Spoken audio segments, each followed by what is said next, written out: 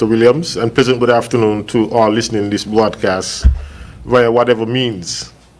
I know you spoke of vaccine, Mr. Williams, and the emphasis, the focus these days is on being vaccinated, and we encourage it. But we don't want us to lose sight of the other measures. The vaccine is one measure, but there are other measures that we need to continue to adhere to observe until we are fully vaccinated. Then we could begin the easing of restrictions. So today I will speak a bit on the mask, because that is one of the measures that would help to keep us safe. The COVID-19 Prevention and Control Act was recently amended in Parliament, and this amendment prescribed how face masks must be worn.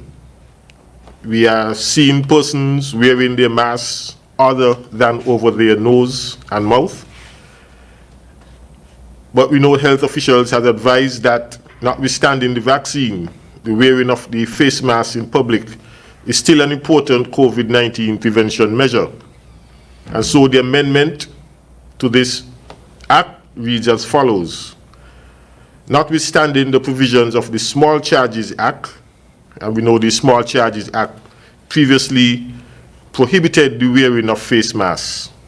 Now this Act is saying, in an effort to prevent the spread of the COVID-19, when in a public place, a person shall wear a face mask covering his or her nose, mouth, and chin.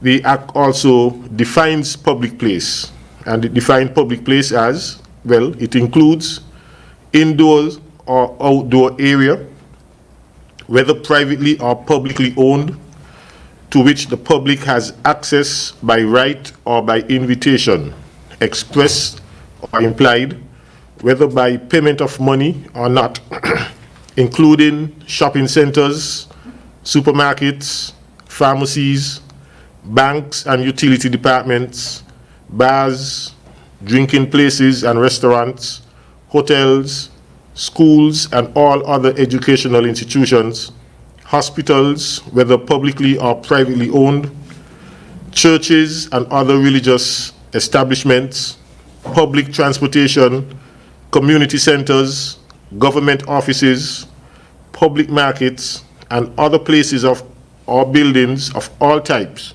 accessible to the public.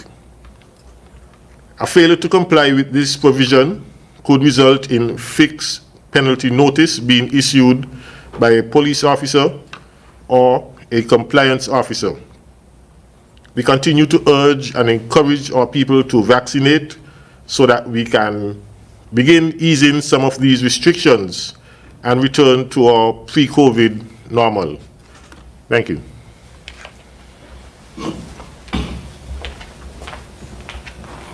Thank you very much, Superintendent Henry. I now invite our Chief Medical Officer,